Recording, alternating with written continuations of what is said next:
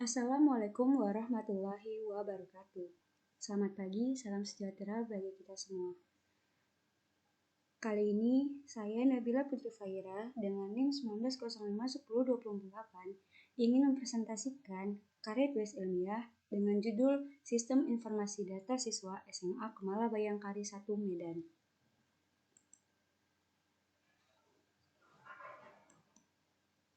Adapun ruang lingkup bahasan di sini terdiri dari yang pertama, latar belakang, tujuan, landasan teori, metodologi penyelesaian, dan yang terakhir kesimpulan dan saran. Nah, poin pertama, latar belakang karya tulis ilmiah. Berbicara tentang teknologi informasi dan komunikasi, komputer merupakan suatu media elektronik yang memegang peranan yang sangat penting dalam perkembangan yang terjadi saat ini. Komputer bukan lagi barang mewah atau sesuatu yang langka untuk dimiliki seseorang, tetapi sudah menjadi suatu keperluan bahkan kebutuhan yang sangat bersifat umum, terutama bagi perusahaan dan badan instansi baik milik pemerintah, swasta, maupun perorangan. Sehingga segala sesuatu yang dikerjakan dapat dikoordinir secara terkomputerisasi yang sifatnya jauh dari kesalahan dan lebih efisien.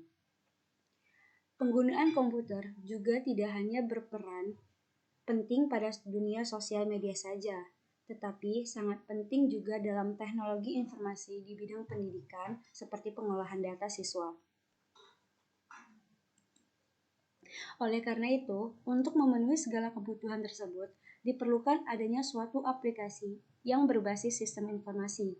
Dalam hal ini, penulis menggunakan bahasa pemrograman PHP dan SAMPP, serta aplikasi pendukung lainnya seperti VS Code sebagai text editor web, yang bermaksud untuk memudahkan di sekolah dalam penginputan data para siswa. Poin kedua, ada tujuan karya tulis ilmiah. Dalam tujuan karya tulis ilmiah ini terdiri dari yang pertama, merancang suatu website yang dimanfaatkan untuk menyebarkan informasi yang baik dengan cepat dan mudah. Kedua, mampu mempermudah para pengguna untuk dapat memanfaatkan sumber daya komputer yang ada. Nah, poin ketiga itu ada landasan teori. Dalam landasan teori itu terdiri beberapa pilihan. Yang pertama itu ada sistem informasi, kedua ada komponen sistem informasi, ketiga pengertian komputer, empat itu ada pengertian internet, dan yang kelima ada aplikasi web. Yang pertama, itu sistem informasi.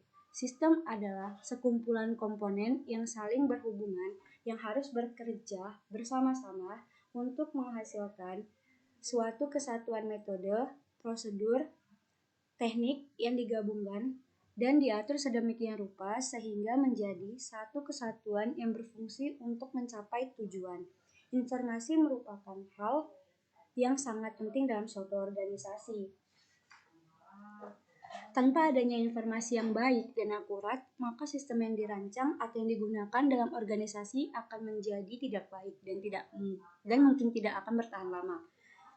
Dari pengertian sistem dan informasi tersebut, maka istilah sistem mengandung arti kumpulan dari bagian-bagian, unsur-unsur atau komponen-komponen aliran informasi yang saling berhubungan satu sama lainnya yang tersusun secara teratur dan merupakan satu kesatuan yang saling bergantung untuk mencapai suatu tujuan.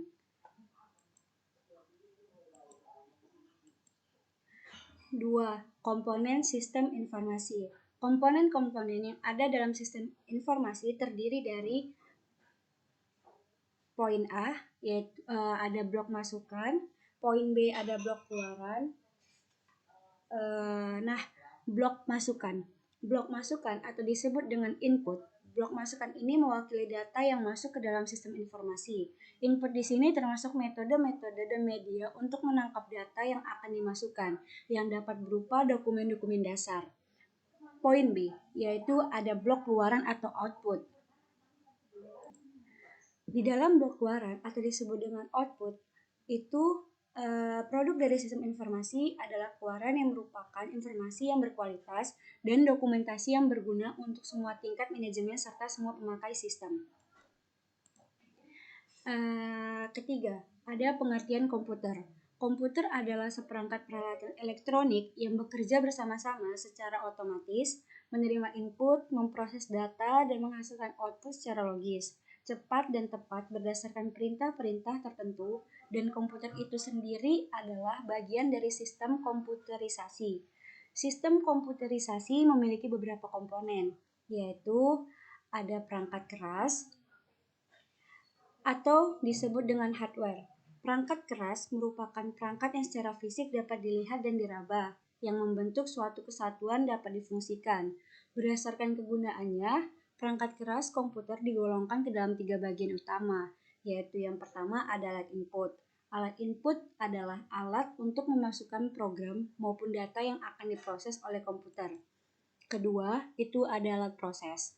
Alat proses atau CPU, singkatan dari Central Processing Unit, merupakan alat atau unit terpenting di dalam sistem komputer. Tugas utamanya adalah mengontrol keseluruhan sistem komputer selama pengolahan data berlangsung. Ketiga, ada alat output. Alat output adalah alat untuk menampilkan hasil pengolahan data. Poin B, itu ada perangkat lunak atau disebut dengan software. Perangkat lunak adalah komponen komputer yang merupakan kumpulan program dan prosedur yang memungkinkan perangkat komputer dapat menjalankan fungsinya sebagai alat pengolahan data. Komponen ini tidak nyata secara fisik. Nah, poin C itu ada pengguna komputer. Pengguna komputer adalah manusia yang menangani suatu sistem komputer atau orang yang mampu mengoperasikan komputer.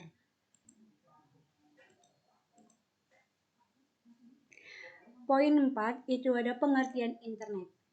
Internet atau singkatan dari Interconnection Networking adalah seluruh jaringan komputer yang saling terhubung menggunakan standar sistem Global Transmission Control Protocol atau Internet Protocol Suite atau disingkat dengan TCP/IP sebagai protokol pertukaran paket atau Packet Switching Communication Protocol untuk melayani miliaran pengguna di seluruh dunia.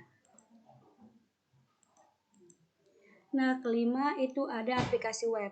Pada awalnya, aplikasi web dibangun hanya dengan menggunakan bahasa yang disebut HTML, singkatan dari Hypertext Markup Language, dan protokol yang digunakan dinamakan HTTP, atau disebut dengan Hypertext Transfer Protocol.